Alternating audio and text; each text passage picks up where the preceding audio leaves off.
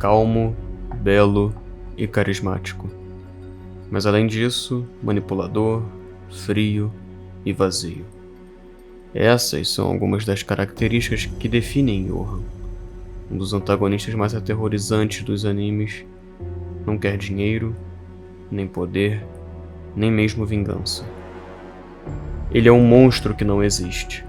O ser que prova que a sua vida, a sua moral e o seu nome não significam absolutamente nada. Ele foi criado em um experimento para ser o humano perfeito. E ele concluiu que a perfeição está no vazio. Esse é o mistério que o Dr. Tema passou a vida tentando resolver. Esta é a história de como a filosofia se tornou a arma mais fria do mundo.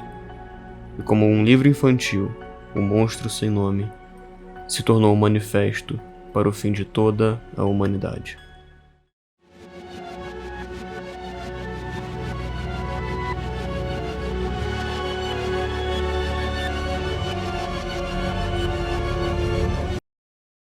Opa, tudo bem?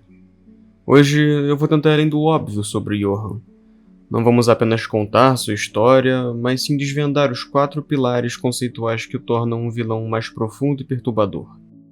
O pilar do niilismo, sua filosofia de vida e morte, um monstro sem nome, a programação psicológica por trás de sua identidade, o vazio perfeito, seu verdadeiro objetivo existencial, e, para finalizar, o dilema de Tema, a prova final de sua tese. Vamos começar pelo conceito que define sua alma, onde a filosofia se torna o crime.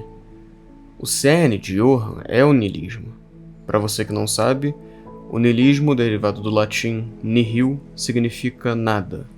É a crença radical de que a vida não tem um sentido objetivo, propósito ou um valor intrínseco. Em sua visão moral, o niilista rejeita a validade de qualquer moralidade ou lei universal.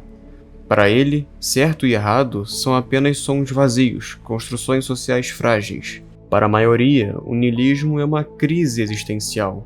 Para Johan, é uma conclusão lógica e um manual de operações. Seu sorriso não é de escárnio, mas de piedade pela ingenuidade humana. Ele vê a sociedade como um teatro de marionetes, onde todos fingem ter valor, enquanto ele, o observador, sabe que o cenário irá desabar. Seu trauma de infância, a separação, a exposição à crueldade, convenceu de que o amor e a moralidade são ilusões inventadas para mascarar a crueldade inerente ao ser humano. Ele não mata por raiva ou por vingança. Ele mata para revelar essa verdade. Cada assassinato é um passo lógico para provar que a vida é descartável. Portanto, Johan é o arquiteto que planeja o fim do mundo, não por poder, mas para limpar a mentira do sentido. Sua existência é a prova de que, sem valores, o que resta é apenas a indiferença. A verdadeira tragédia de Johan reside no fato de que seu niilismo foi criado. O principal instrumento dessa criação é o conto de fadas, Um Monstro Sem Nome. Once upon a time, in a land far away, there lived a nameless monster. O autor, Franz Bonaparta, não o escreveu como um mero passatempo. O livro foi especificamente destinado ao consumo das crianças no Kinderheim 511, o orfanato que serviu como campo de testes para a criação de líderes e, em última instância, de um Messias do caos.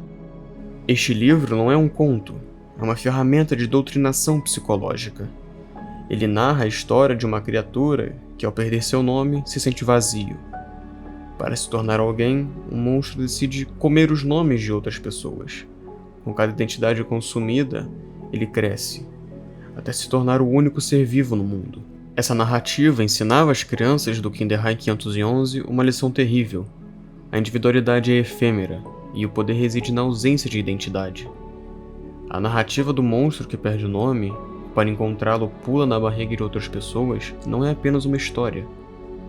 É uma metáfora funcional para a forma como o trauma e o experimento roubaram a identidade de Johan. A confusão das memórias entre Johan e Anna, a transferência da experiência da Mansão Rosa Vermelha, foi o catalisador final. Johan passou a acreditar que a identidade é intercambiável, apenas uma história que pode ser contada ou roubada. Sua recusa em aceitar um nome, em oposição a Anna, que recebeu o nome de Nina, é a sua adesão fanática ao evangelho do livro. Ele é um monstro sem nome, o conceito vazio que devora o propósito alheio. E Johan não mata para satisfazer a sede de sangue. Ele as mata para absorver a ausência de sentido que reside em suas vidas. Quando ele seduz e destrói psicologicamente alguém, ele está pulando na barriga dessa pessoa e provando de que a identidade dela era tão frágil que pode ser apagada por um conceito. O livro é o código-fonte de Johan. Ele ensinou que para ser o ser mais poderoso, ele tinha que se tornar um ser único. E a maneira de fazer isso não era matando, mas absorvendo a essência das vítimas. Ele não é um assassino, ele é um colecionador de vazios. O objetivo final de Johan era alcançar o vazio perfeito, através de um método que ele nomeou de suicídio perfeito. Esse método é mais do que uma autodestruição, é um ato de anulação total da existência. Para ser perfeito, a morte de Johan teria que apagar sua memória da história e provocar o caos final que validasse sua filosofia. Ao instigar o caos e o massacre na cidade, distribuindo armas e plantando desconfiança entre os moradores, Johan visa criar um cenário onde todos os envolvidos se aniquilam.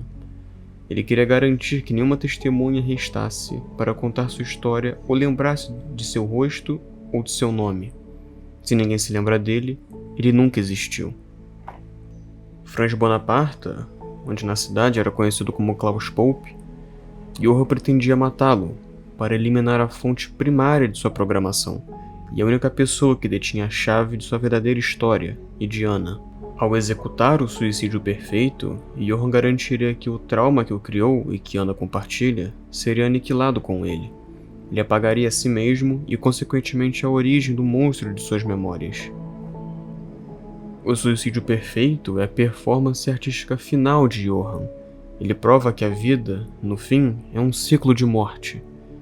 E ele tenta forçar Ana a participar, não por crueldade, mas para garantir que o monstro seja apagado para sempre, sem deixar uma história para ser contada. Agora, se o livro criou o monstro, o Dr. Tema lhe deu o palco. O dilema de Tema é a prova final de Johan de que a moralidade é insustentável. Tudo o que Johan fez, desde o hospital até o massacre, foi para provar uma única tese ao Dr. Tema. Esse dilema é enraizado na ética deontológica, a crença de que as ações são inerentemente certas ou erradas, independentemente das consequências.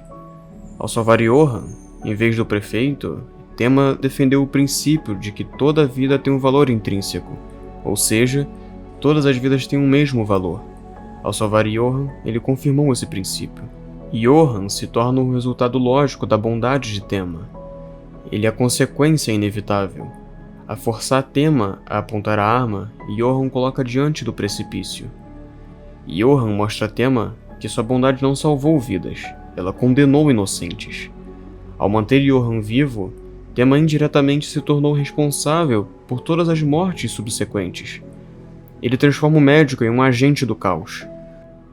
Johan força Tema a apontar a arma. Ele sabe que se Tema atirar, o médico terá negado sua ética fundamental.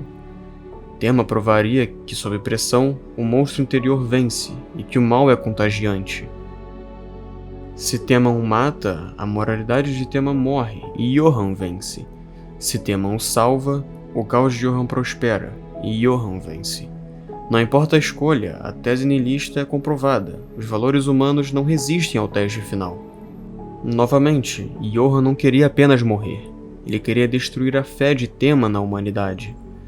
Ao ser salvo novamente, Johan é derrotado em sua performance. Mas sua tese permanece.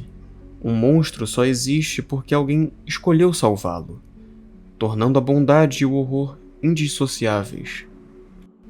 Agora, para compreendermos melhor o laço entre Johan e Tema, precisamos compará-lo com a mais icônica rivalidade, o Coringa e o Batman. À primeira vista, a comparação parece ser um exagero. Batman e Coringa são um drama de super-heróis, Tema e Johan um thriller filosófico, mas a dinâmica central é a mesma. Eles são opostos que se definem mutuamente. O Coringa existe para provar a tese do caos, que qualquer pessoa pode ser corrompida, que a lei e a ordem são ilusões e que, no fundo, a moralidade é uma piada. Seu alvo final não é matar o Batman, mas forçá-lo a quebrar sua única regra: matar. Se Batman o mata, ele prova que a moralidade é uma farsa e o Coringa vence. Johan opera exatamente sobre a mesma lógica nihilista. Ele é a personificação da ausência, que existe para provar que a bondade de Tema é frágil. Ele força Tema a um dilema, como já foi dito. Ao pedir que Tema o mate, ele está exigindo que o médico, o salvador de vidas, negue o princípio que o define. A vitória de Johan não é a morte de Tema, mas a morte da alma de Tema. O Coringa adota uma identidade caótica, e Johan busca apagar qualquer rastro de identidade, transformando-se no monstro sem nome, um conceito.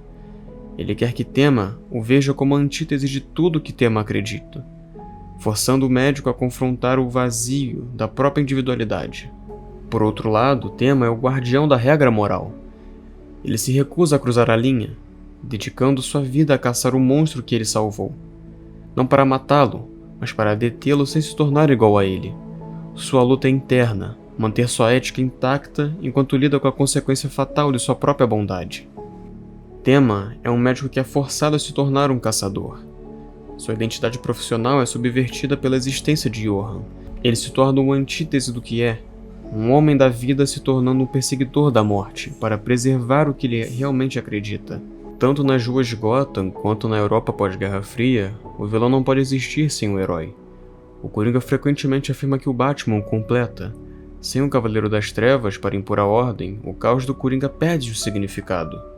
Da mesma forma, Johan vê Tema como seu criador e seu único amigo.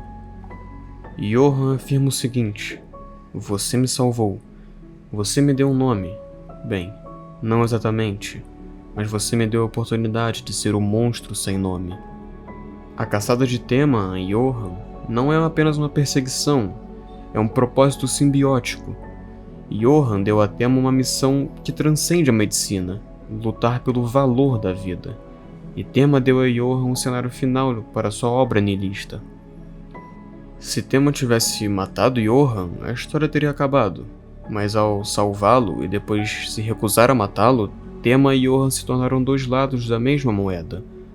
A consequência irremovível da tragédia humana. Mas agora, se o Coringa nos ajuda a entender a dinâmica moral entre Johan e Tema, há outro personagem no universo dos animes que nos ajuda a entender a sua natureza existencial: Yukioha Cypher. Ambos são a personificação do vazio. O Kyoha, como um arrancar e uma espada, personifica o aspecto da morte do vazio. Seu próprio buraco Hollow está no plexo solar, o centro da emoção, indicando sua completa ausência de coração ou sentimento. Ele age como uma lógica fria e nihilista, incapaz de entender os conceitos humanos como emoção, amor ou alma. Johan é o equivalente humano dessa ausência.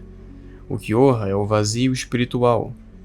Ele é a conclusão de que a existência é mera poeira, e sua forma final, a segunda etapa, é um demônio que reflete esse desespero.